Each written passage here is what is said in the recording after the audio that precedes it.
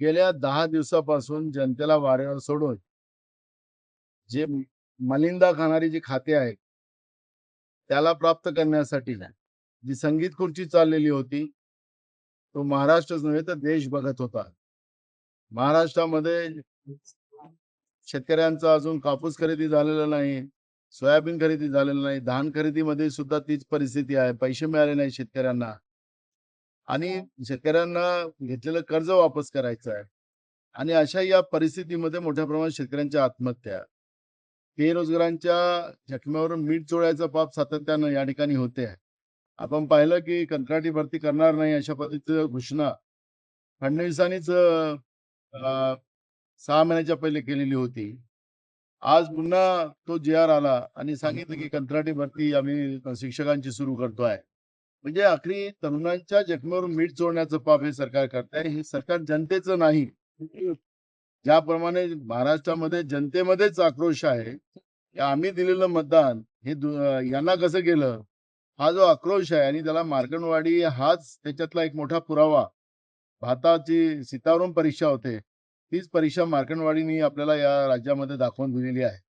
त्यामुळे यांना जनतेची काळजी नाही. यांना मलिंदेचे खाते कसे मिळतील आणि यांच्या सगळ्या थाटबाट कसा कायम राहील, याच्यावर हे सरकार काम करताना आपण पाहतोय. आणि त्याच्यामुळे आज तर एक नवीनच झालं, की अजूनही राज्यपालाकडे बहुमताचा आकडा घेऊन हे पोहोचले नाहीत.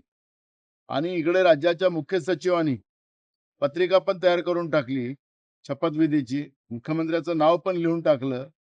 खऱ्या अर्थानं प्रथा अशी आहे, की राज्यपालाकडे हे नाव जातात आणि राज्यपाल जो कोणी नेता असतो त्या बहुमताचा, त्यांचं नाव मुख्यमंत्र्याच्या शपथीचं आणि मग तिथून प्रोग्राम सुरू होतं. पण अजूनपर्यंत राज्यपालाकडे न जाता मुख्य सचिवाकडेच म्हणजे संविधानिक व्यवस्थेचे सुद्धा 3 तेरा वाजवण्याचं पाप हे लोक करतात आहे.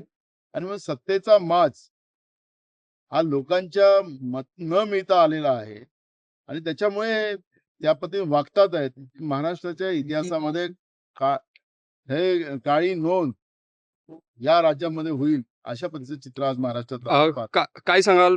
एकनाथ शिंदे येथील आमदार जे आहेत तोची टीका करतात. ते बोलले की दिल्लीची सेना खऱ्या अर्थानं उद्धव ठाकरे होत आहे. एकीकडे जर बघितलं असेल तर एकनाथ शिंदे सुद्धा दिल्ली वारी करून आले.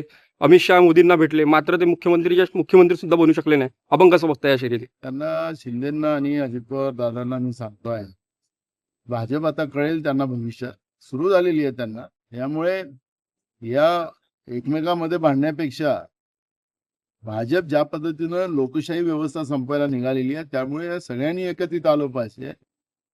आणि मार्कंडवाडीचं उदाहरण हे सगळ्यात महत्वाचं आहे.